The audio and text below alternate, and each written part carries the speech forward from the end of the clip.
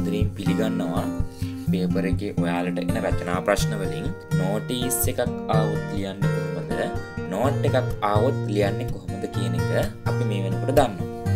ඉතින් දරුවනේ මේ දෙකම අපි හොඳින් ඉගෙන ගත්තත් මතක තියාගන්න ඔය දෙකෙන් එකයි බොහෝ වෙලාවට ටෙස්ට් 6 එකට එන්නේ.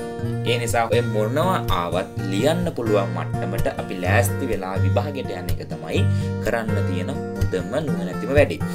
අද එහෙනම් පුතේ අපි පටන් ගන්න හදන්නේ ඉතාමත් වැදගත්ම මාතෘකාවක්. ඒ තමයි ඔයාලා කොට දෙනෙක් ඉල්ලලා තිබිච්ච bar graph, pie chart, table කියන test 14 කියන ප්‍රශ්නට අදාළ පිළිතුරු අපි කොහොමද ලියන්නේ කියන එක තමයි මේ වීඩියෝ එක බලන්නේ. විභාගයට තව සති 3.5ක් වගේ තියෙන දරුවෙක්.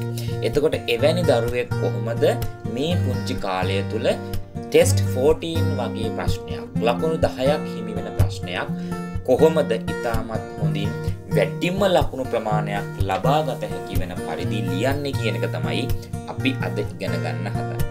පටන් ගන්නකොටම මම ඔයගොල්ලන්ට කියන්න ඕනේ ඔයාලා හිතන් ඉන්නේ bar graph, pie chart, table කියන තුනෙන් bar graph ලේසි, pie chart කියන එක අමාරුයි, table කියන එක ඉතාමත් අමාරුයි.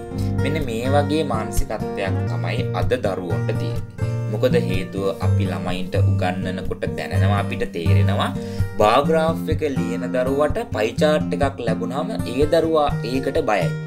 pie chart එකක් ලියන්න බැරි දරුවෙකුට table එකක් ලැබුණාම තවත් බයයි. ඉතින් ඒ නිසා දරුවනේ හොඳින් මතක තියාගන්න bar graph එකක් තමයි අපි අද ඔයාලට ලියන්න කියලා දෙන්නේ.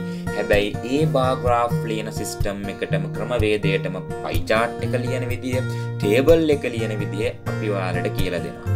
එහෙනම් පුතේ මේ වීඩියෝ එකෙන් ඔයාලා ඉගෙන ගන්න bar graph එක විතරක් නෙමෙයි, pie chart එකක් ආවත් table එකක් ආවත් ඒකට නිවැරදිව පිළිතුරු ලියන විදිය අද ඔයාලා මේ වීඩියෝ එක හරහා ඉගෙන ගන්න. ඒ නිසා මේ වීඩියෝ එක පටන් ගන්න කලින් ඕගොල්ලෝ ගන්න අතට පෑනක් සහ කොලයක් අරගෙන මෙතන ඉඳන් මම කියන විදිහට නෝට් එක ලස්සනට දාගෙන පිළිවෙලට ඔයාලා මම මේ කියන දේවල් ටික හොඳට කොලයක ලියා ගන්න. හොඳ කොලයක ලියා ගන්න. මම කතා කරන කාලය තුල ඕගොල්ලෝ දකින්න ඇති මේ ස්ක්‍රීන් එකේ වචන මාලාවක් තිබුණා. වර්ඩ් ලිස්ට් එකක් තිබුණා. ඒ වර්ඩ් ලිස්ට් එකේ තිබුණේ මොනවද? highest වැඩිම කියන වචනය, lowest අඩුම, equal සමාන, higher than එහෙම නැත්නම් more than වඩා වැඩි, lower than එහෙම නැත්නම් less than වඩා අඩු, majority බහුතරය, minority සුළුතරය, most popular වැඩිම ජනප්‍රියත්වයක් ඇති, least popular අඩුම ජනප්‍රියත්වයක් ඇති, horizontal axis ඉරක්ෂය, vertical axis ඉරක්ෂය. ඊට අමතරව තවත් ඔයාලට ෆ්‍රේස් එකක් යටින් දීලා තියෙනවා according to, අනුව. according to කියන්නේ අනුව කියන එක. මේකේ පුතාලා මේ උඩම තියෙනවා highest කියලා වචනයක්. ඔය highest කියන වචනයට අපි පාවිච්චි කරනවා most කියලා, lowest කියන වචනයට අපි පාවිච්චි කරනවා least කියලා. මේ දෙකත් ඔයාලා මතක තියාගෙන යන්න. එහෙනම් පුතේ වීඩියෝ එක ඔයාලා ආපහු මුලට අරගෙන හරි එහෙම නැත්නම් වීඩියෝ එක පෝස් කරගෙන හරි මේ වචන ටික ඔයාලා ළඟ තියෙන කොලේ පැහැදිලිව ලියා ගන්න. ඊළඟට පුතේ මම ඔයාලට දැන් කියන්න යන්නේ මොනවද මේ ප්‍රශ්නෙන් කරන්න තියෙන්නේ. මේක තමයි අපේ ඊළඟ ප්‍රශ්නය. මොනවද මේ ප්‍රශ්නෙන් කරන්න තියෙන්නේ? ඒ තමයි පුතේ අපෙන් බලාපොරොත්තු වෙන්නේ, එයාලා විභාග දෙපාර්තමේන්තුව අපෙන් බලාපොරොත්තු වෙන්නේ bar graph එකක්, pie chart එකක්, table එකක් දැක්කහම අපිට පුළුවන්ද ඒකේ තියෙන දේවල් විස්තර කරන්න? ඊළඟට අපිට පුළුවන්ද pie chart එකක්, bar graph එකක් දිහා බලාගෙන, table එකක් දිහා බලාගෙන මේකෙන් දත්තයන් දිහා බලලා වැඩිම අගයක් පෙන්වන්නේ කවුද, අඩුම අගයක් පෙන්වන්නේ කවුද, සමාන අගයන් පෙන්වන්නේ කවුද, ඊළඟට කට්ටිය මෙයාට වඩා මෙයා වැඩි, මෙයාට වඩා මෙයා වැඩි, මෙන්න මේ දෙන්නට වඩා මෙන්න මේ දෙන්න අඩුයි, මෙන්න මේ දෙන්නට වඩා මෙන්න මේ දෙන්න වැඩි වගේ දේවල්. ඊට අමතරව සම්පූර්ණ සමස්ත ප්‍රස්ථාර දිහා බලලා මොකද්ද ඔයාට ගන්න පුළුවන් නිගමනය? අන්න ඒ වගේ දේවල් ඉංග්‍රීසියෙන් වචන 100කින් විස්තර කරන එක තමයි පුතේ ඔයාලට කරන්න තියෙන්නේ. ඊළඟට අපි දැනගන්න ඕන දේවල් තමයි පුතේ බාර් ග්‍රාෆ් නැත්නම් පයි chart එහෙම නැත්නම් ටේබල් එකක් විස්තර කරන්න අපිට මොනවද පුළුවන් වෙන්න ඕනේ? ඒ තමයි ඊළඟ ප්‍රශ්නේ. එහෙනම් පුතේ මෙන්න අපිට පුළුවන් වෙන්න ඕන දේවල් කිහිපයක් තියෙනවා. ඒ දේවල් වලින් අංක 1 අපිට copy paste කිරීමේ හැකියාව තියෙන්නට ඕනේ. මොකද්ද පුතේ මේ copy paste කරනවා කියලා කියන්නේ? දැන් ඔයාලට පුතේ තිරේ පේනවා 2018 ආපු 14 වෙනි ප්‍රශ්නේ. ටෙස්ට් 14 ප්‍රශ්නේ. බලන්නකො ටෙස්ට් 14B කියන කොටස. ටෙස්ට් 14B කියන කොටස තමයි බාර් ග්‍රාෆ් නැත්නම් පයි chart table එන්නේ. කියවන්න බලන්න ප්‍රශ්නේ. The following bar graph shows the results of a survey conducted among 100 grade 11 students in a school about the choice of the subjects for advanced level streams. Study the chart and write a description about their choices. The following words will help you. එයාලා අපිට දෙනවා more, most, less, least, equal, highest, lowest, higher, lower. මෙන්න මෙවැනි වචන ටිකක් එයාලා අපිට දෙනවා. ඒ වගේම එයාලා අපිට කියනවා මෙන්න මේ විදිහට පටන් ගන්න කියලා. This bar graph shows the choice of the subjects of grade 11 students in a school. බලන්නකෝ පුතාලා මෙන්න මේ වගේ ප්‍රශ්නයක අපි අමතක කරමුකෝ. එයාලා start like this කියන කොටස දීලා තියෙනවායි කියලා අපි අමතක කරමුකෝ.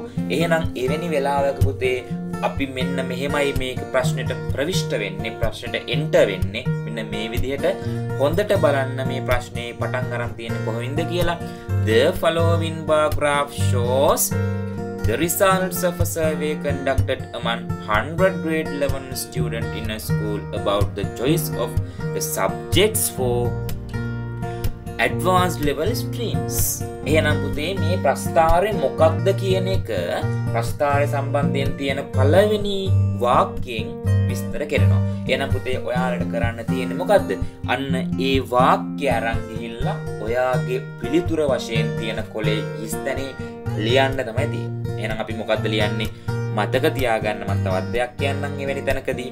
අපි the following bar graph කියන එකේ මේ following කියන වචනේ ලියන්නේ නැහැ. මේ following කියන වචනේ ලියන්නේ නැහැ. following කියන එකේ තේරුම පුතේ පහත කියන එක. following කියන එකේ තේරුම පහත කියන එක. ඒ වගේම මෙතන above කියලා තියෙන්න පුළුවන්. above කියන්නේ පුතේ ඉහත කියන එක. above කියන වචනේ මේ වගේ තැනකට පාවිච්චි වෙන්නේ ප්‍රස්ථාරයේ මුලින් ඇඳලා ඒ ප්‍රස්ථාරයට යටින් ප්‍රශ්නය ලියලා තියෙනවා නම් ප්‍රශ්නය ටයිප් කරලා තියෙනවා නම් එවැනි වෙලාවක තියෙන්නේ the above bar graph කියලා තමයි above කියන්නේ ඉහත කියන එක. එතකොට above bar graph කියන එකේ above කියන වචනේ අපි පාවිච්චි කරන්නේ නැහැ. මෙතන following කියන වචනේ පාවිච්චි කරන්නේ නැහැ. එහෙනම් ඔයාට පුතා මෙහෙම කියන්න පුළුවන්. එක්ක the bar graph shows කියලා ලියන්න පුළුවන්. එහෙම නැත්නම් this bar graph shows කියලා කියන්න පුළුවන්. එක්ක the bar graph shows කියන්නේ එක්ක this bar graph shows කියන්නේ. this කියලා කියන්නේ පුතේ මේ කියන එක. this bar graph මේ bar graph එක. the bar graph කියලා කිව්වත් කමක් නැහැ. the bar graph කියලා කියන්නේ මේ ප්‍රශ්න දීලා තියෙන එකමයි. අපි කරන එකම දේ following කියන වචනේ ගහනවා පයින් ගහලා අයින් කරනවා. following කියන වචනේ පයින් ගහලා අයින් කරනවා. හැබැයි the bar graph කියන එක ලියනවා. right? the bar graph කියන එක ලියනවා. the following bar graph කියන එකේ following කියන වචනේව අයින් කරලා the bar graph shows කියලා කියනවා. ඊට පස්සේ පුතේ එතනින් එහාට තියෙන සම්පූර්ණ වාක්‍ය ලියාගෙන ගිහලා students in a school about the choice of the subjects for advanced level streams කියන එක දක්වා ලියලා අපි එතනින් නතර කරනවා. එතනින් එහා ටික ලියන්න යන්නේ නැහැ. මේ තමයි පුතේ අපි copy paste කරනවා කියපු කතාව. අපි එහෙනම් එහෙමම බලමුකෝ දැන් ඔය ක්‍රමයටම 2019 ප්‍රශ්න පත්‍රය මොකද්ද වෙලා තියෙන්නේ කියලා. 2019 ප්‍රශ්න පත්‍රයේ තිබිච්ච ප්‍රශ්නය ඔන්න දැන් ඔයාලට තිරේ පේනවා. මොකද්ද තියෙන්නේ? මේක පුතා පයි chart එක. ඔයලා තියෙන්නේ මොකද්ද? පයි chart එක. බලන්න ප්‍රශ්නේ. එතන තියෙන්නේ කොයි විදිහටද? The following pie chart shows how Mr. Pereira spent his salary in the month of July 2019 on various household needs. එහෙනම් පුතා දැන් study it and write a description ඔය කතාව හැම ප්‍රශ්නෙම තියෙනවනේ. එහෙනම් අපි කෝකද ලියන්න ඕනේ? අපි ලියන්න ඕනේ පළවෙනි වාක්‍ය විතරයි. අපි ප්‍රශ්නෙට උත්තරේ විදියට අපි පටන් ගන්න පළවෙනි වාක්‍ය කොපි කරලා විතරයි. මොකද්ද? The pie chart. අපි පළවෙනි කියන වචන ලියනවද නැහැ නෑ. පළවෙනි කියන වචන ලියන්නේ නැහැ. The pie chart shows how Mr. Pereira spent his salary in the month of July 2019 on various household needs. ඔන්න ඔය වාක්‍ය අපි සෑම විටම pie chart එකක් ආවත්, bar graph එකක් ආවත්, table එකක් ආවත් අපි අපේ පළවෙනි වාක්‍ය විදිහට ලියන්නට ඕනේ. ඊළඟට පුතා ඔයාට තියෙන්න ඕන දෙවෙනි හැකියාව there is there භාවිතය. there is there කියන්නේ පුතේ ඉන්නවා තියනවා කියන එක. there is there කියන එක තේරුම මොකද්ද? ඉන්නවා තියනවා. ගහක් තියනවා. there is a tree. පණ නැති කෙනෙක් නම් තියනවා කියලානේ කියන්නේ. පණ තියෙන කෙනෙක් නම් ඉන්නවා. ගහක් තියනවා there is a tree. හොඳට මතක තියාගන්න ගහක් නිසා තමයි a tree කියලා දැම්මේ. a tree කියන්නේ ගසක්. tree කියන්නේ ගස. a tree කියන්නේ ගසක්. ගස් පහක් තියෙනවා. දැන් ගස් දෙනෙක්නේ බහුවචනයි. අතන there is ආවේ පුතේ එකක් හින්දා. දැන් ගස් පහක් තියෙනවනේ. ඒ නිසා there are 5 trees. There are 5 trees. 5 නිසා trees කිව්වා. නම් tree 1 කිව්වත් tree. හැබැයි 2 කිව්වොත් trees. 3 කිව්වොත් trees. 5 කිව්වොත් trees. බහුවචන වෙනවා. ඊළඟට ආහාර වර්ග 6ක් තියෙනවා කිව්වොත් there are 6ක්නේ. there are 6 food items. 6 food item නෙමෙයි 6 food items. පැහැදිලිද? right. ඊළඟට එනම් පුතා ඔයා මේ there is there භාවිතා කරාට පස්සේ ඊළඟට ඔයා තුල තියෙන හැකියාව තමයි they are භාවිතය. they are. පුතේ they are කියලා කියන්නේ ඒවා කියන එක. ඒවා. අපි කලින් කතා කරා ඔයාලට මතක ඇති ගස් පහක් තියෙනවා. there are 5 trees. දැන් ඒ ගස් පහ මොනවද කියලා ඔයාලට කියන්න ඕන නම් ඒවා තමයි මොනවද? they are. අපි උදාහරණයක් ගමුකෝ. ඒවා අඹ, දොඩම්, පොල්, පැපොල් සහ පේර. අපි කොහොමද ලියන්නේ? ඒවා they are mango, orange, coconut, papaya and guava. හොඳට මතක තියාගන්න පුතා. මේ වගේ වෙලාවක අපි ඒවා කියලා දේවල් පහක් තියෙනවා නම් අපි පළවෙනි හතරම කමාදදා ගිහිල්ලා අවසාන කෙනාව ලියන්නේ and එක and guava. අපි බලමුකෝ ඊළඟ එක. අපි කිව්වනේ කලින් පුතේ ආහාර වර්ග 6ක් තියෙනවා කියලා. there are 6 food items කියලා කිව්වනේ. අපි දැන් කියනවා ඒවා මොනවද? ඒවා fried rice, ආප්ප, ඉන්දියාප්ප, කෙටි කෑම, පාන් සහ බත් මාළු කියන එක.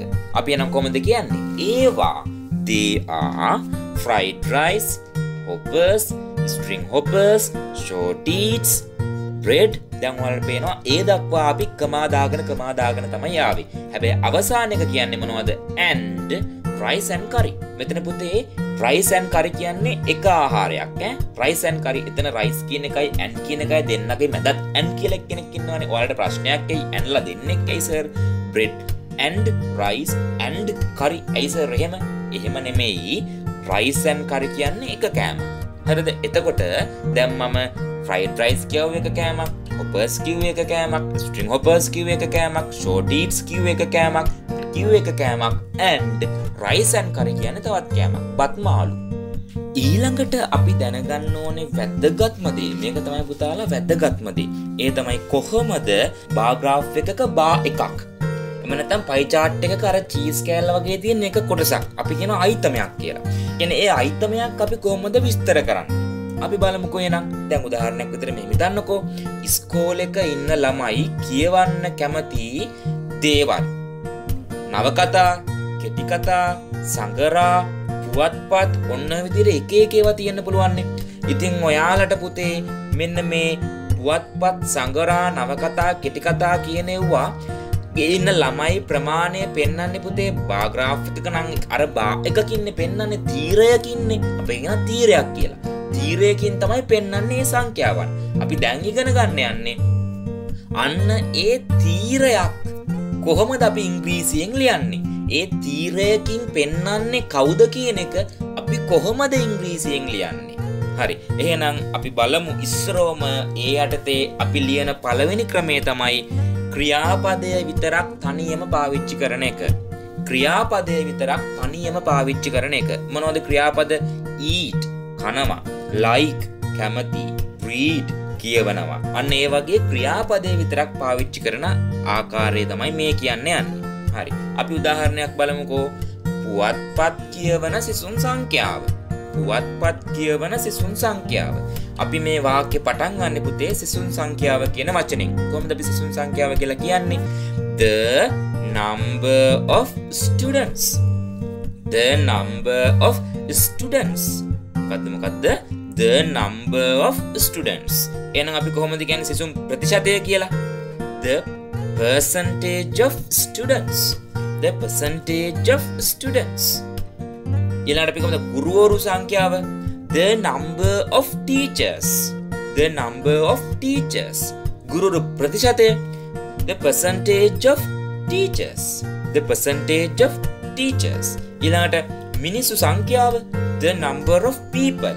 The number of people. ඊළඟට මිනිස්සු ප්‍රතිශතය? The percentage of people. The percentage of people. අපි තව උදාහරණ එකක් බලමු. අපි බලමු පිරිමි ළමයි සංඛ්‍යාව. The number of boys. ගැහැණු ළමයි සංඛ්‍යාව.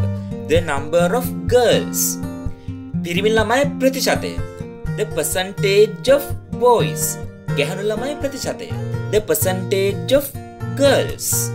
එහෙනම් හොඳට මතක තියාගන්න the number of කියන්නේ සංඛ්‍යාව, the percentage of කියන්නේ ප්‍රතිශතය. The number of කියලා කියන්නේ සංඛ්‍යාව, the percentage of කියන්නේ ප්‍රතිශතය. හරි. එහෙනම් අපි මෙහෙමයි කියන්නේ පුවත්පත් කියවන සිසුන් සංඛ්‍යාව කියලා the number of students who. මතක තියාගන්න number of students කියන කතාව කිව්වම අපි කියනවා who. who කියන්නේ relative pronoun එකක්. right? The number of students who read newspapers. Who read newspapers. read කියන්නේ කියවනවා කියන එකනේ. read newspapers. පුවත්පත් කියවන. එනම තිබුණා like කියලා. who like newspapers. අපි හිතමුකෝ රූපවාහිනිය නරඹන කියලා. රූපවාහිනිය නරඹන. who watch television. right? ඊළඟට අපි බලමුකෝ තවත් උදාහරණයක්. ආප්ප කන සිසුන් සංඛ්‍යාව. ඔන්න අපි සිසුන් සංඛ්‍යාවෙන් තමයි පටන් ගන්නෙ. සිසුන් සංඛ්‍යාවට මොකක්ද ඉංග්‍රීසියෙන් කියන්නේ? The number of students. මොකක්ද කියන්නේ? The number of students. ඊට පස්සේ මොකක්ද දාන වචනේ? who. ක්‍රියාපදේ මොකද්ද? කනනේ. eat. who eat hoppers. The number of students who eat hoppers. ඉතින් ඔයාලට පුළුවන් මේ ක්‍රමේ පාවිච්චි කරන්න අවශ්‍ය නම්. එහෙමත් නැත්නම් අපි තවත් ක්‍රමයක් භාවිතා කරනවා. ඒ තමයි use කියන වචනේ. use කියන වචනේ. ගොඩක් වෙලාවට පුතාලා අර verb එක විතරක් දාන්න අපි බැරි අවස්ථා තියෙනවා. අර ක්‍රියාවක් නැහැ. ඒ කියන්නේ උදාහරණයක් විදිහට ක්‍රියාපදයක් දාන්න බෑ ඇත්තටම. ඒ වගේ වෙලාවක use කියන වචනේ පාවිච්චි කරන්න අපිට පුළුවන්. use කියන එකේ තේරුම පුතේ භාවිතා කරනවා කියන එක. use කියන්නේ මොකද්ද? භාවිතා කරනවා කියන එක. බලමු උදාහරණයක්. ජංගම දුරකථන භාවිත කරන සිසුන් සංඛ්‍යාව. සුපුරුදු විදිහටම අපි පටන් ගන්න ඕන කොතනින්ද? සිසුන් සංඛ්‍යාව කියන තැනින්. කොහොමද අපි ලියන්නේ සිසුන් සංඛ්‍යාව කියලා? The number of students. The number of students. ඊට පස්සේ කවුද දාන්නේ? who කියන relative pronoun. ඊට පස්සේ මොකද්ද? use කියන වචනේ දානවා. use කියන්නේ පුතේ පාවිච්චි කරනවා නැත්නම් භාවිතා කරනවා කියන එක. The number of students who use මොනවද? mobile phones. mobile phones. ඊළඟට කාර් භාවිතා කරන සිසුන් සංඛ්‍යාව. කාර් භාවිතා කරන සිසුන් සංඛ්‍යාව. කොහොමද කියන්නේ? The number of students who use cars. ඊළඟට van භාවිතා කරන සිසුන් සංඛ්‍යාව. The number of students who use vans. ඊළඟ laptop භාවිතා කරන සිසුන් සංඛ්‍යාව. The number of students who use laptops. මෙන්න මේ විදිහට අපිට පුළුවන් use කියන ක්‍රියාපදය භාවිතා කරලා ඒ අයිතමයන් විස්තර කරන්න. ඊළඟ පුතේ එවැනි අයිතම විස්තර කරන තවත් ක්‍රමයක් තමයි like to. මොකද්ද? like to එක්ක ක්‍රියාපදයක් ලියන එක. සාමාන්‍යයෙන් like to කියන එකත් එක්ක ක්‍රියාපදයක් භාවිතා කරන අවස්ථාවන් අපි වැඩි වශයෙන්ම දකිනවා. මෙතන මේ like to කියන එක ලිව්වට පස්සේ අපි ලියන්නේ ක්‍රියාපදයක්නේ. ඒ ක්‍රියාපදය වෙන්න පුළුවන් eat වෙන්න පුළුවන්, read වෙන්න පුළුවන්, drink වෙන්න පුළුවන්, buy, go ඔය ඕන එකක් වෙන්න පුළුවන්. right? මේ බලන්නකෝ. එතකොට මොකද්ද මේ like to කියන එකේ තේරුම? යම් ක්‍රියාවක් කරන්න කැමති කියන එක. like to කියන්නේ මොකද්ද? යම් ක්‍රියාවක් කරන්න කැමති. එහෙනම් අපි like to eat කිව්වොත් කන්න කැමති. like to read කිව්වොත් කියවන්න කැමති. like to drink කිව්වොත් බොන්න කැමති. like to buy කිව්වොත් මිලදී ගන්න කැමති. like to go කිව්වොත් යන්න කැමති. පැහැදිලිද? එහෙනම් ඔයාට පුළුවන් මෙන්න මේ ක්‍රියාපදත් එක්ක මේ like to කියන වචනේ පාවිච්චි කරලා ලස්සන වාක්‍යයක් ලියන්න. මම අවසාන මේ go කියන ක්‍රියාපදේ පාවිච්චි කරලා පුංචි උදාහරණයක් කියන්නම්කෝ. ඔයාලා හිතන්න කාර් එකේ යන්න කැමති. අපි කොහොමද ලියන්නේ? like to go. වාහනයක් නේ පුතේ මේක නේද? එහෙනම් මතක තියාගන්න වාහනයක් වගේ එකක් එක්ක අපි පාවිච්චි කරන්නේ buy කියලානේ. එහෙනම් like to go buy car. like to go buy car. අපි පයින් යනවා නම් අපි පාවිච්චි කරන්නේ on කියලානේ. on foot. like to go on foot. පයින් යන්න කැමති. like to go on foot. හැබැයි වාහනයක් ගැන කියද්දී like to go buy car, like to go buy bus, like to go buy van, like to go school van. අන්න ඒ වගේ වාහනයක් ලියද්දි buy එක දාන්නේ අගට. හැබැයි පයින් යනවා කියලා කියනවා නම් on foot කියලා තමයි දාන්නේ. ඒකත් මතක තියාගන්න. කවදාවත් buy on foot කියලා දාන්නේ නැහැ. ඒ විදිහට දාන්නේ නැහැ. වාහනයක් එක්ක buy පාවිච්චි කරනවා, පයින් යනවා නම් on පාවිච්චි කරනවා. දැන් අපි like to කියන එකේ තේරුම විදිහට දැක්කේ මොකද්ද? යම් ක්‍රියාවක් කරන්න කැමති කියන එකනේ. එහෙනම් අපේ වාක්‍ය හැදෙන්නත් ඕනේ කරන්න කැමති කියන විදිහට. නවකතා කියවන්න කැමති සිසුන් සංඛ්‍යාව, ආප්ප කන්න කැමති සිසුන් සංඛ්‍යාව, කාර් මිලදී ගන්න කැමති මිනිස්සු සංඛ්‍යාව, බස් එකේ යන්න කැමති සිසුන් සංඛ්‍යාව. අපි බලමුකෝ එහෙනම් මෙන්න මේ කට්ටියව ඉංග්‍රීසියට හැරෙව්වම කොහොමද වෙන්නේ කියලා. හරි. අපි මුලින්ම බලමු නවකතා කියවන්න කැමති සිසුන් සංඛ්‍යාව. කොහොමද අපි පටන් ගන්නෙ? සිසුන් සංඛ්‍යාව නේද? The number of students. ඊට පස්සේ මොකද දාන්නේ? Who. The number of students who. ඊට පස්සේ මොකද දාන්නේ? Like to. Who දැම්මට පස්සේ මොකද දාන්නේ? Like to. ඊට පස්සේ මොකද්ද? කියවන්න කැමති කියලානේ කියන්නේ. එහෙනම් like to read. කියවන්න කැමති. like to read. අවසානයේට දානවා මොකද්ද? novels. like to read novels. නවකතා කියවන්න කැමති සිසුන් සංඛ්‍යාව. අපි දැන් බලමුකෝ ආප්ප කන්න කැමති සිසුන් සංඛ්‍යාව. සිසුන් සංඛ්‍යාවෙන් තමයි පටන් ගන්න. The number of students. The number of students. ඊට පස්සේ කවුද දාන්නේ? Who. Who. ඊට පස්සේ like to. like to. කන්න නම් eat. Who like to eat hoppers. ඊට පස්සේ කාර් මිලදී ගන්න කැමති මිනිස්සු සංඛ්‍යාව. කොහොමද කියන්නේ? මිනිස්සු සංඛ්‍යාවෙන් තමයි පටන් ගන්න අපි නේද? The number of men. එමෙන්න the number of people. Who එනවා ඊට පස්සේ. like to buy. මිලදී ගන්නවා. buy car. ඊට පස්සේ බස් එකේ යන්න කැමති සිසුන් සංඛ්‍යාව. කොහොමද කියන්නේ? The number of students. සිසුන් සංඛ්‍යාවෙන් තමයි පටන් ගන්නෙ.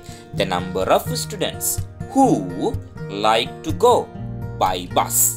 පයින් යනවා නම් the number of students who like to go on foot.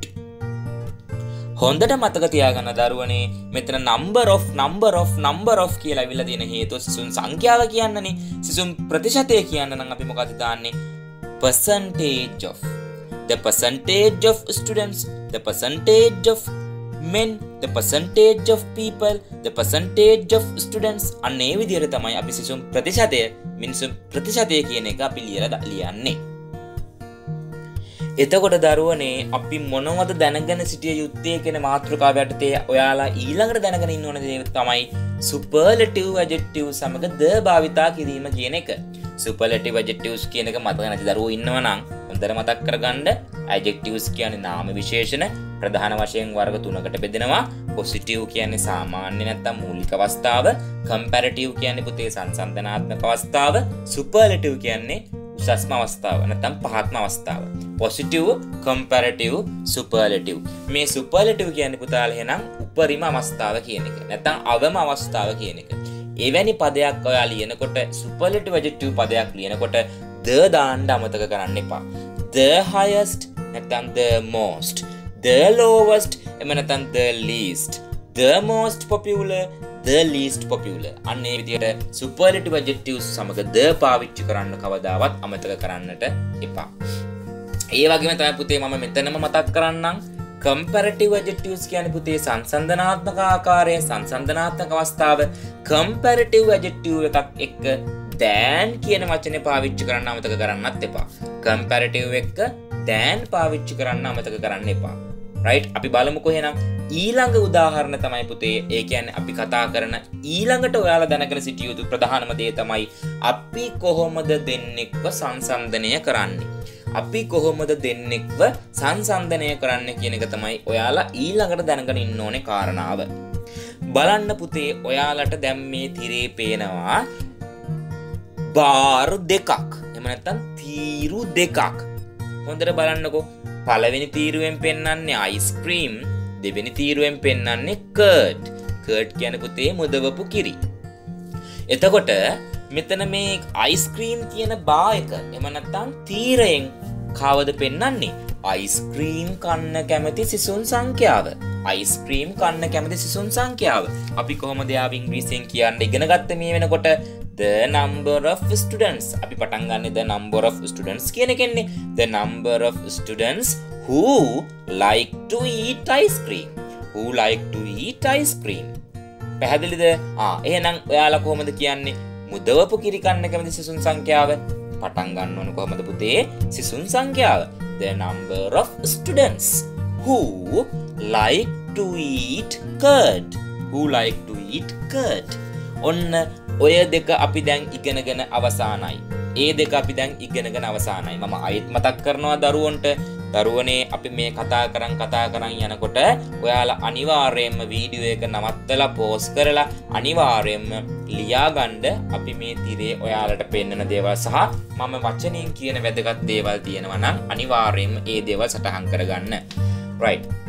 ඊට පස්සේ දරුවනේ අපි දැනගන්න ඕනේ තව වචන දෙකක් තියෙනවා. තව දේවල් දෙකක් තියෙනවා. ඒ තමයි අපි කොහොමද වඩා වැඩි කියලා කියන්නේ. අපි කොහොමද වඩා අඩුයි කියලා කියන්නේ. ඉතින් ඇත්තම කතාව අපි දෙන්නෙක්ව සංසන්දනය කරනකොට ඒකනේ කරන්න ඕනේ නේද?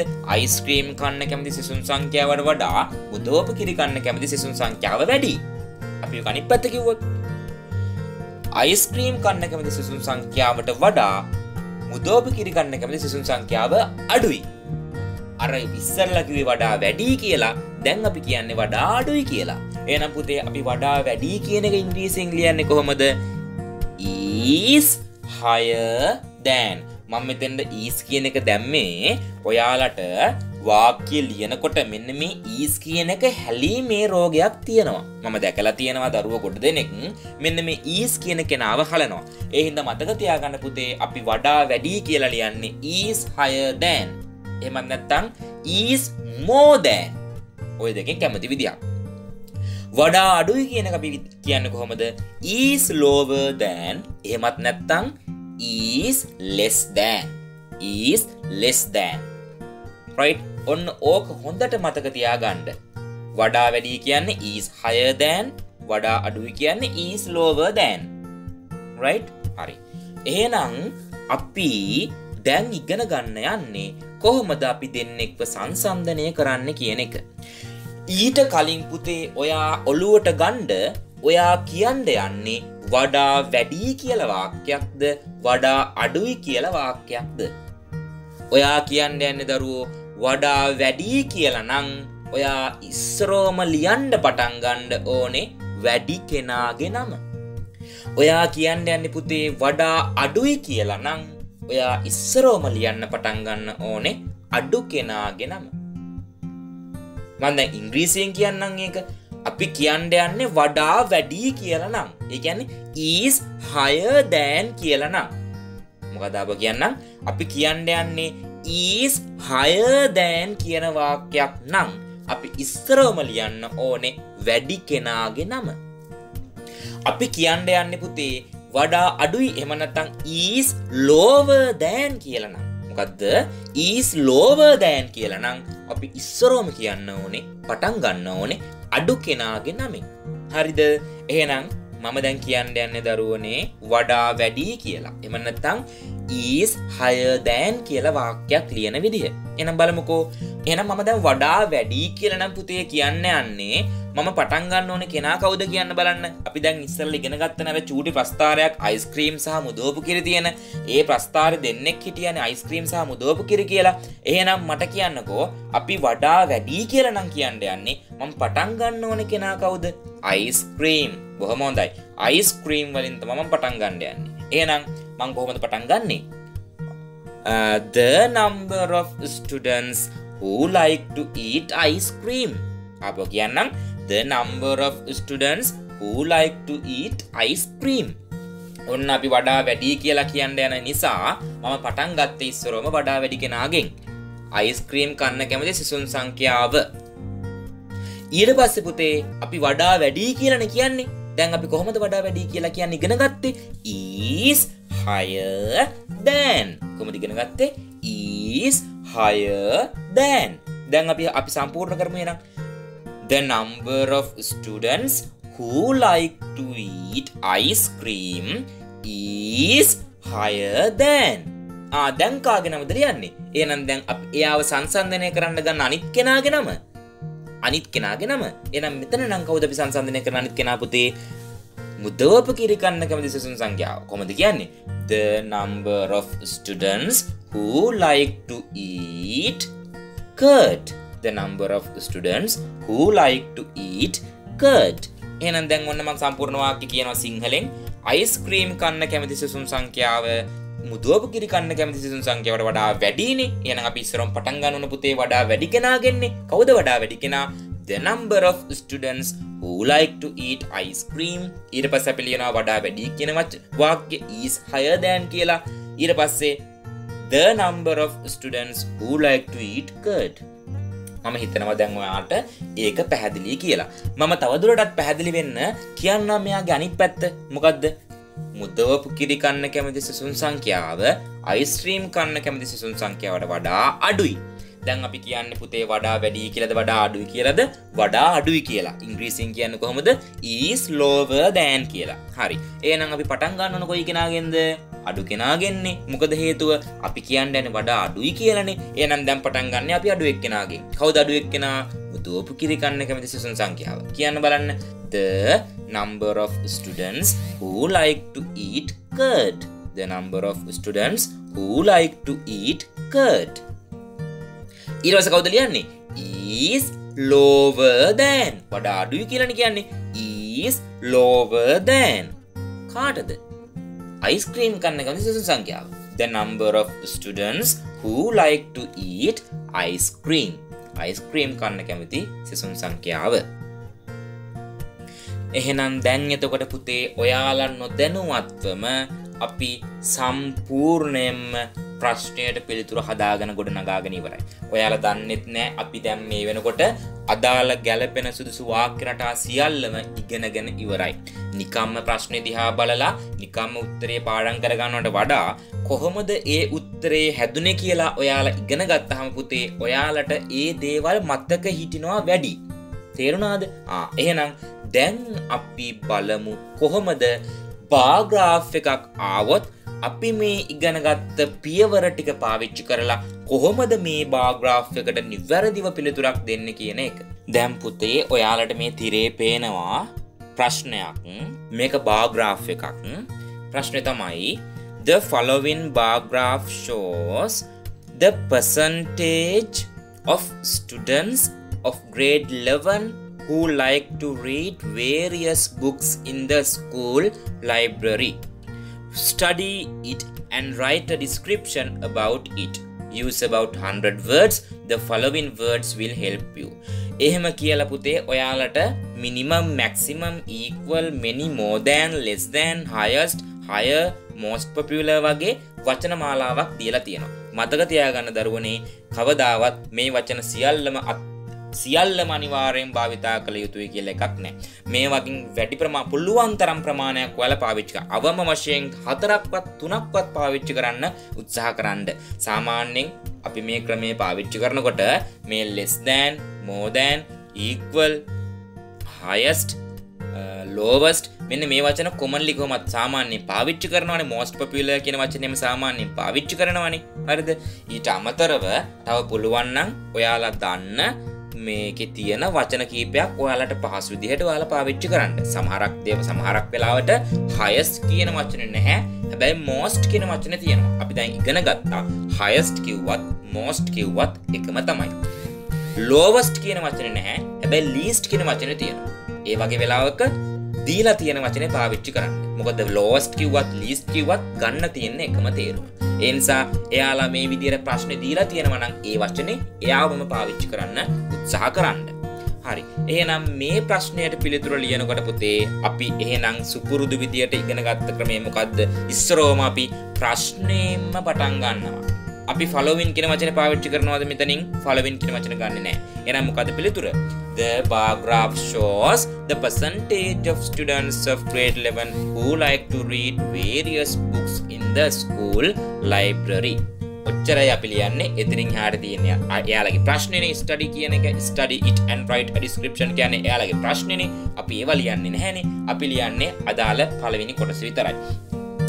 ඊට පස්සේ අපි පුතා මෙන්න මේ දේ කරන්න ඕනේ. ඒ තමයි අපි මේක කොටස් 3කට කඩලා තමයි ඉගෙන ගන්න හදන්නේ. කොටස් 3කට කඩලා. ඒ තමයි introduction part එක. ඒ කියන්නේ හඳුන්වා දීම. introduction. ඊළඟට body එක. අන්තර්ගතය body එක. අවසානයේදී conclusion එක. conclusion කියන්නේ පුතේ නිගමනය. right? introduction කියන එකේදී පුතේ ඔයා කරන්න ඕනේ ඔයා මේ දිහා මෙන්න මේ bar graph එක හෝ pie chart එක හෝ table එක දිහා පිටින් බලපුවාම ඔයාට S2ට බලපු ගමන් පේන්න තියෙන අර ඒ bar graph එකේ හෝ pie chart එකේ හෝ පේන්න තියෙන මූලික දේවල් ටික ඔයා introduction part එකේදී ලියන්න ඕනේ. හරිද? introduction part එකේදී ලියන්න ඕනේ. ඊළඟට body එක කියන්නේ පුතේ ඔයා මේ ප්‍රස්ථාරයේ ඇතුළට ගියපුවාම වැඩිම අගය කවුද? අඩුම අගය කවුද? සමාන අගය කවුද? ඊළඟට මෙයාට වඩා මෙයා වැඩි, මෙයාට වඩා මෙයා අඩුයි. අන්න ඒ වගේ වාක්‍ය තමයි අපි බොඩි එක යටතේ ලියන්නේ. ඊළඟට පුතේ අවසානයේ කන්ක්ලූෂන් එක. කන්ක්ලූෂන් එකේදී පුතේ අපි නිගමනය තමයි ලියන්නේ. අපි බලමුකෝ පියවරෙන් පියවර අපි කොහොමද මේවා ලියන්නේ කියලා. right.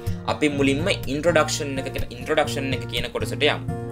ඉන්ට්‍රොඩක්ෂන් කියන කොටසේ පුතේ අපි ඉගෙන ගත්ත විදිහටම අපි ඉස්සරෝම අපි පළවෙනි වාක්‍ය වෙන්න ඕනේ ප්‍රශ්නයෙන් ගන්න වාක්‍ය. දැන් මම ආයෙ කියන්න යන්නේ නැහැ. මොකද හේතුව ප්‍රශ්නයෙන් ගන්න වාක්‍ය මොකක්ද කියන්නේ ඔයා දැන් දන්නවා. ඒක ලියන විදිහත් ඔයා දැන් දන්නවා. හරි. අපි ඉගෙන ගත්ත විදිහට අපි ඔන්න ප්‍රශ්නයෙන් ගන්න වාක්‍ය ඔන්න ලිව්වා. දැන් ඔයාට තිරේ පේනවා ඒවා අපි ලියාගත්ත වාක්‍ය. ඊට පස්සේ පුතේ අපි හැමදාම මෙන්න මේ වාක්‍ය ලියනවා. ඒ තමයි vertical axis එක සහ horizontal axis එක විස්තර කරනවා. vertical axis එක සහ horizontal axis එක විස්තර කරනවා. vertical කියන්නේ පුතේ අපි කලින් ඉගෙන ගත්තනේ වචනේ. vertical කියන්නේ සිරස්, horizontal කියන්නේ තිරස්, axis කියන්නේ අක්ෂය.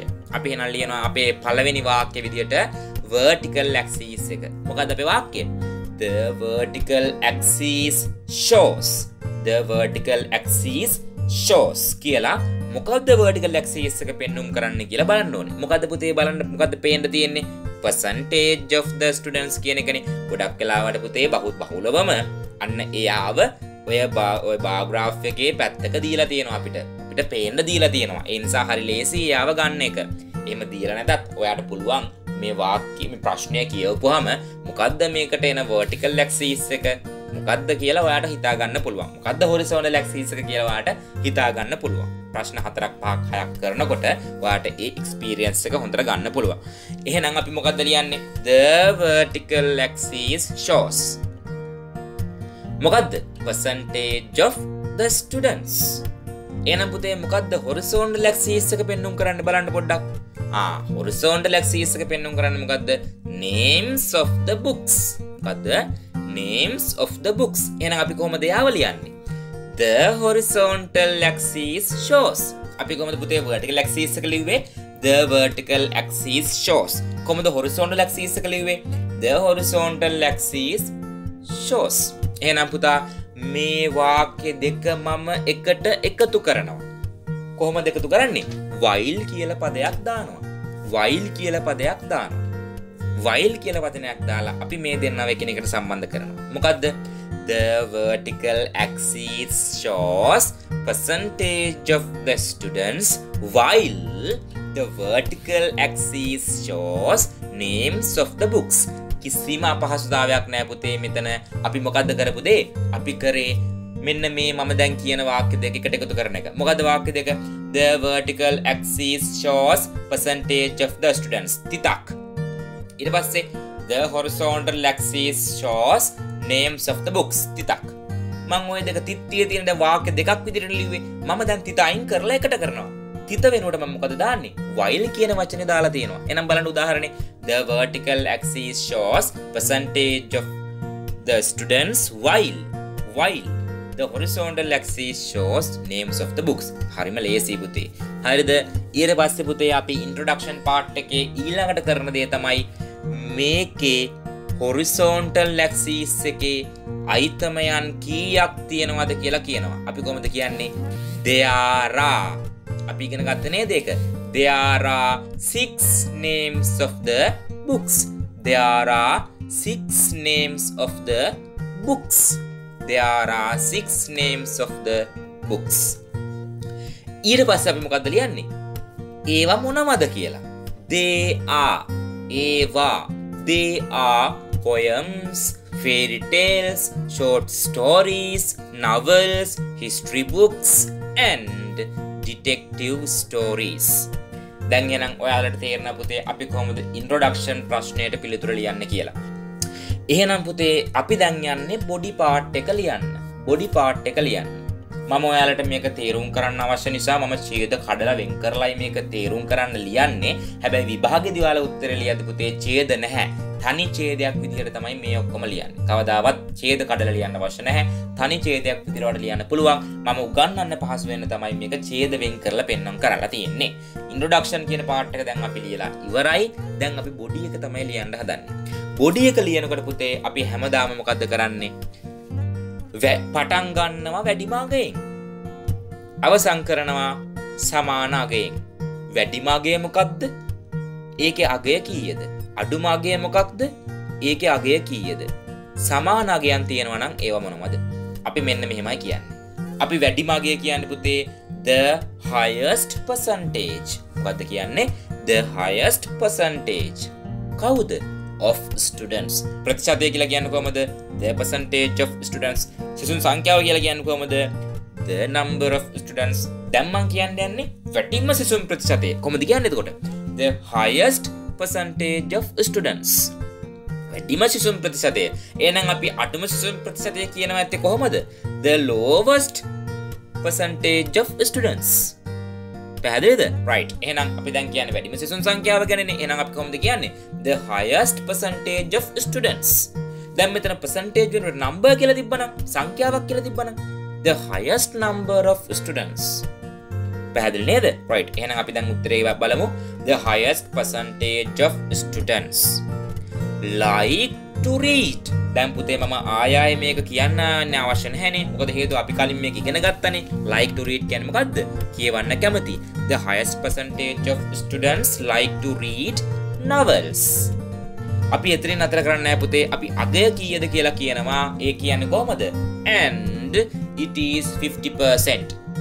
And it is 50%.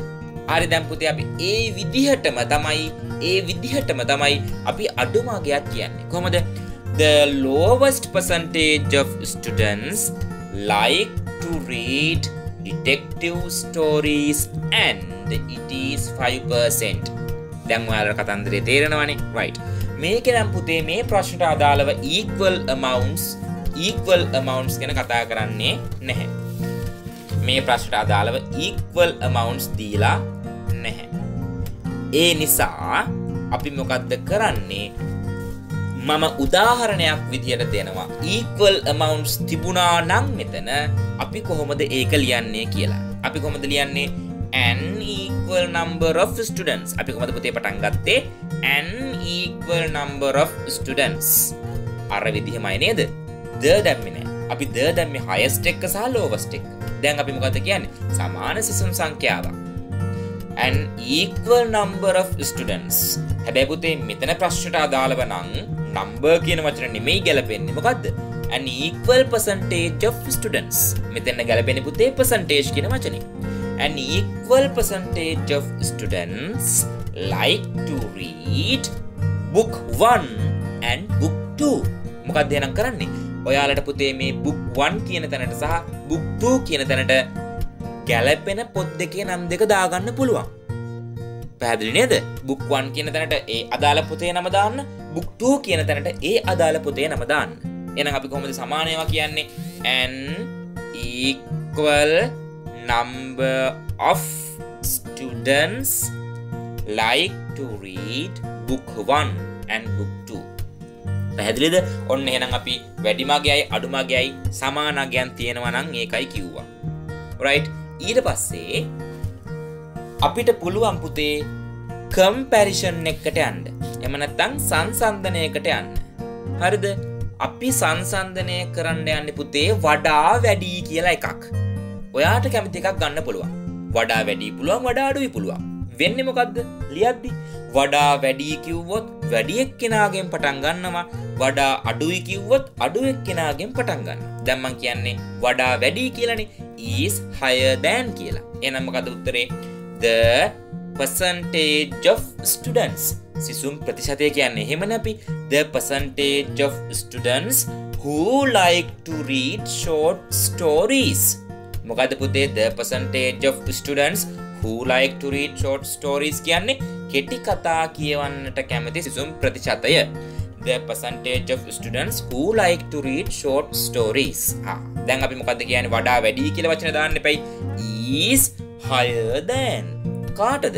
අනිත් එක්කෙනාගෙනම කවුද එහෙනම්? the percentage of students who like to read poems. the percentage of students who like to read poems. මතක තියාගන්න පුතේ, අපි මේ සංසන්දනයක් ලියනකොට වැඩිම අගය ලියලා ඉවරයනේ අපි ඉස්සරලාම. අඩුම අගයත් ලියලා ඉවරයිනේ. සමාන අගයන් තියෙනවා නම් ඒවත් ලියලා ඉවරයිනේ මේ වෙනකොට. දැන් පුතේ අපි සංසන්දනයක් කරන වාක්‍යයක් ලියනකොට ඒ කියන්නේ වැඩිම අගයට අහු වෙන්නෙත් නැහැ, අඩුම අගයට අහු වෙන්නෙත් නැහැ, සමාන අගයන් වලට අහු වෙන්නෙත් නැහැ. ඒ වගේ කට්ටිය ඉතුරු වෙන්න පුළුවන් නේ. අන්න ඒ වගේ කට්ටිය දෙන්නෙක්ව අරගෙන මෙන්න මේ විදිහට සංසන්දනය කරා නම් ගොඩක් හොඳයි. අපි හිතමුකෝ එහෙම නැහැ කියලා කවුරුත්. එහෙනම් ඉතින් ඔය ඉන්න කවුරු හරි දෙන්නෙක්ව කම්පෙයාර් කරන්න, සංසන්දනය කරන්න. එහෙම ප්‍රශ්නයක් නැහැ. වඩා වැඩි හෝ වඩා අඩුයි කියලා ඒ වාක්‍යයක් එකක් තිබ්බනම් ඇති. ඒ කියන්නේ වඩා වැඩි කියලා නම් ඔයා දාන්නේ එහෙම දෙන්නෙක්ව සංසන්දනය කරලා තියන්න. වඩා අඩුයි කියලා නම් ඔයා ලියන්න යන්නේ එහෙම දෙන්නෙක්ව සංසන්දනය කරලා තියන්න.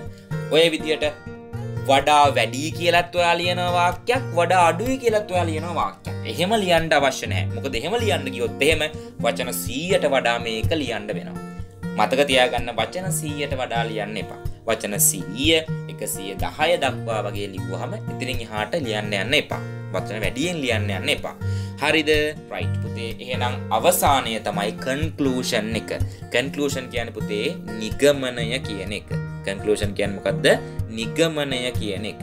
මෙන්න මේ නිගමනය කියන එක පුතේ අපි ලියන්නේ මෙන්න මේ විදිහට. මතක තියාගන්න මෙන්න මේ වාක්‍ය. according to the graph. අපි ඉගෙන ගත්ත according to කියන එකේ තේරුම මොකද්ද? අනුව කියන එක. මොකද්ද? අනුව කියන එක.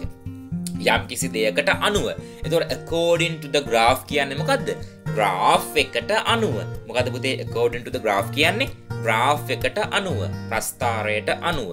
we can say අපිට කියන්න පුළුවන් according to the graph we can say අපට කියන්න පුළුවන් ඔන්න ඕක පාඩම් කරලා තියාගන්න. According to the graph we can say කියන එක පාඩම් කරලා තියාගන්න. The most popular මෙන්න මේක හොඳට මතක තියාගන්න පුතේ. වැඩිම ජනප්‍රියත්වයක් සහිත කියන එක තමයි මේ the most popular කියලා කියන්නේ. The most popular name of the book. The most popular name of the book. මොකද කියන්නේ? The most popular name of the book is novels. මොකද කියන්නේ? Is novels. අපෝ මේ වාක්‍ය මම කියන්නම්. According to the graph, we can say the most popular name of the book is novels. මම තව උදාහරණයක් කියන්නම්. අපි නිකමට ඔයාලට මතකද මම ඉස්සරලා ඔයාලට ඇඳලා පෙන්නුවා අයිස්ක්‍රීම් සහ කර්ඩ් කියලා දෙන්නේ. පොඩ්ඩක් ආපහු එයා දිහා බලන්නකෝ. හරි. එහෙනම් මම දැන් කියන්නම්කෝ මේකේ වැඩිම ජනප්‍රියත්වයක් තියෙන්නේ අයිස්ක්‍රීම් වලට කියලා. මේ තමයි පුතේ මගේ කන්ක්ලූෂන් එක. එහෙම නැත්නම් මගේ අවසාන ඡේදය. නැත්නම් අවසාන වාක්‍ය ටික. කොහොමද? According to the graph we can say the most popular. මේවා මොනවද පුතේ? මේ අයිස්ක්‍රීම් කියන්නේ සහ කර්ඩ් කියන්නේ මේවා මොනවද? පොත්ද? නැහැ. ෆුඩ් අයිටම්ස් නේ. මේවා ෆුඩ් අයිටම්ස්. නේද? අයිස්ක්‍රීම් කර්ඩ් කියන්නේ මොනවද? Food items. එහෙම නැත්නම් ඩෙසර්ට් වෙන්න පුළුවන්. ඩෙසර්ට් කියන්නේ පුතේ අතුරුපස වෙන්න පුළුවන්. ප්‍රස්තාරේ කොහොම තිබ්බත් කමක් නැහැ. මම කියන්නම්කෝ මේකට ෆුඩ් අයිටම් කියලා. හරි. එහෙනම් according to the graph we can say the most popular food item. මෙතන පුතේ food item නම් තියෙන්නේ මොකද්ද කියන්නේ? The most popular food item is ice cream. Is ice cream. පැහැදිලිද? හොඳට මතක තියාගන්න පුතේ මෙන්න මේ ක්‍රම ටික අනුගමනය කරලා ඔයා බාර් ග්‍රාෆ් එකක් ලියුවා නම් ඔයාට පරිම ලකුණු ප්‍රමාණයකට යන්න පුළුවන්. පරිම ලකුණු ප්‍රමාණයක් කියලා කියන්නේ 10යි නම් දෙන්නේ. ඔයාලට ලකුණු 10ම ගැනීමේ හැකියාව තියෙනවා. ඔයාලා අතින් ස්පෙලිං මිස්ටේක්ස් වෙනවා. අකුරු වල අඩුපාඩුකම් වෙන්න පුළුවන්. වචනවල අඩුපාඩුකම් වෙන්න පුළුවන්. ඔයාලා අතින් වාක්‍ය ලියද්දි ග්‍රැමර් වැරදි වෙන්න පුළුවන්. එහෙම නොවුනා නම් ඔයාලට ඉතාමත්ම හොඳ ලකුණකට 10කටම යෑමේ හැකියාව මේ ක්‍රමය ප්‍රගුණ කිරීමෙන් ඔයාලට ලබා ගන්නට පුළුවන්. දැන් කෙනෙකුට ප්‍රශ්නයක් තියෙන්න පුළුවන්. දැන් සර් බාර් ග්‍රාෆ් ගැන විතරනේ කතා කරේ. දැන් පයි chart ගැන table ගැන සර් මොකුත් කිව්වේ නැහැනේ කියලා ඔයාලා හිතයි. එහෙනම් පුතේ අහගන්න මම මේ එයාලටයි කියන්නේ.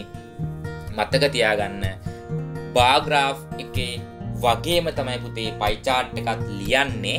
ඔයාලට තේරෙයි මම දැන් මේ උදාහරණ දාලා තියෙන උදාහරණ කියවම ඔයාලට තේරෙයි.